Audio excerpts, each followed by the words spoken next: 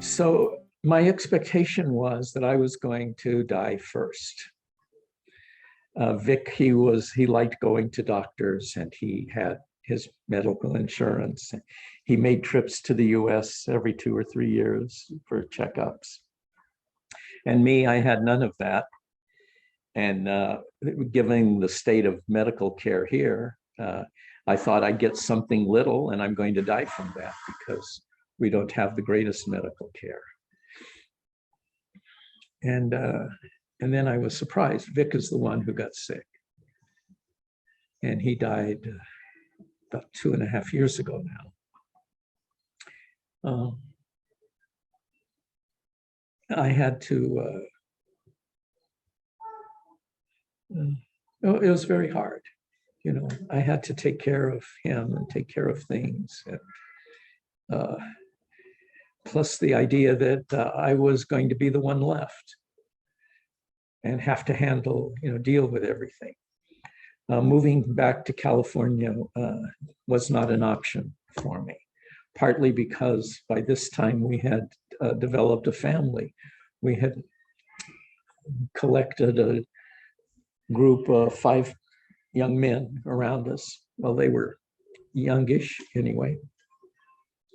And they had become like our sons.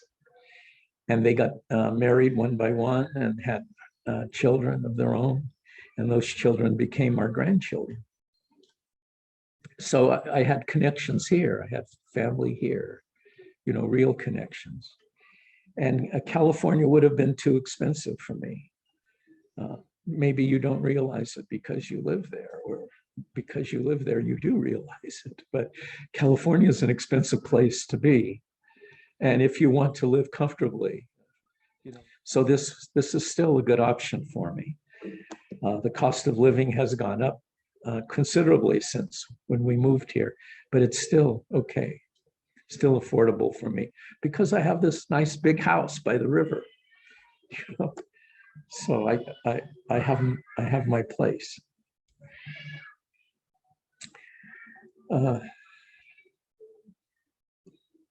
But Vic is in my mind all the time, every day, for sure. I have his picture hanging in the bedroom, and I talk to him a little bit every day. And I think about him a lot. The last 2 years, I've been writing a lot of poems because I retired from my teaching job here. So I have a lot of time, and then the pandemic grounded us at home like it did for you all in California. And so I had a lot of time to write, and I write. I continue to write some every day. And a lot of the poems have something to do with Vic. Sometimes I don't mention it directly, or it doesn't seem like that's what I'm talking about, but that's the feeling that I have when I'm writing it. I'm talking to him at some point.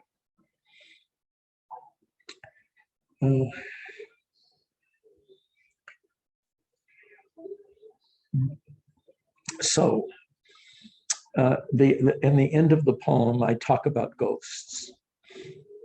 This is a society, a culture here that really believes in ghosts. They think of ghosts more like the way we think of monsters. That ghosts are something fearful that are going to attack you and eat you or do something horrible to you. And everybody has a ghost story if you ask them. Everybody has seen a ghost of one kind or another at one time or another. And I believe in a different kind of ghosts. I believe in the ghosts of memory, that you carry the memory of people that you know with you. And they come back and visit you, and you go visit them when you want. So I use the idea of ghosts at the end of the story. And one of the ghosts at the very end is Vic himself. He makes like a guest appearance more directly than I usually talk about him in my poems.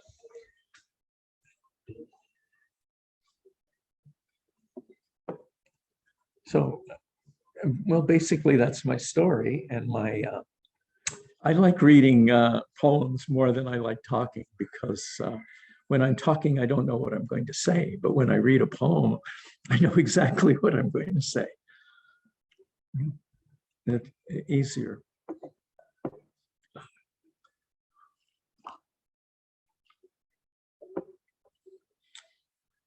Coming to Cambodia.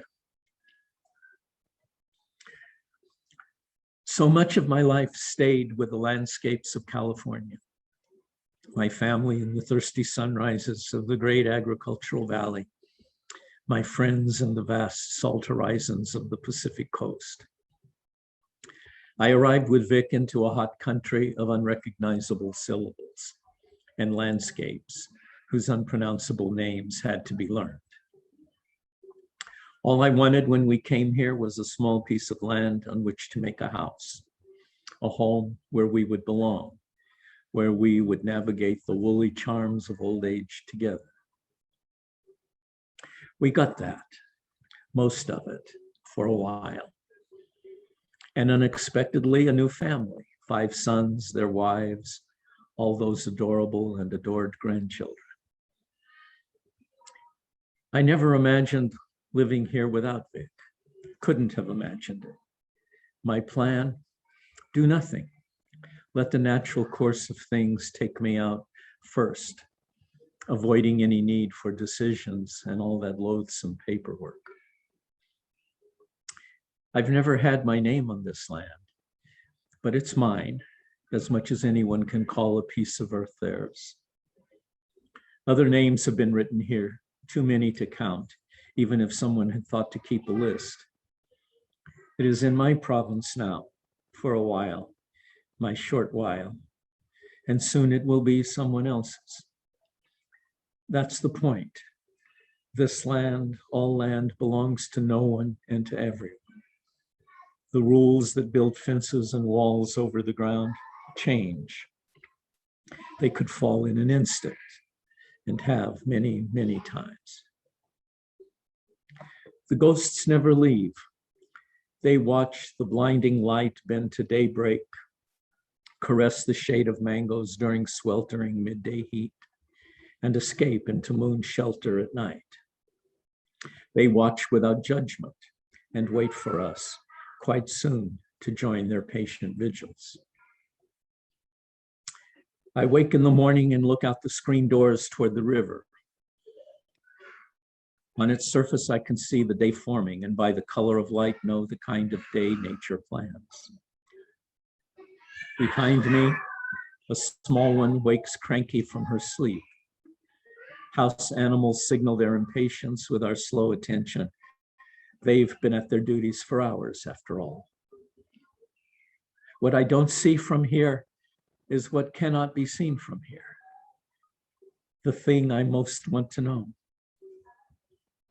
The ghosts keep silent, but one leans forward, the short one with a generous frame and even more generous smile, who touches my hand as if to say, it's all right. Everything is all right.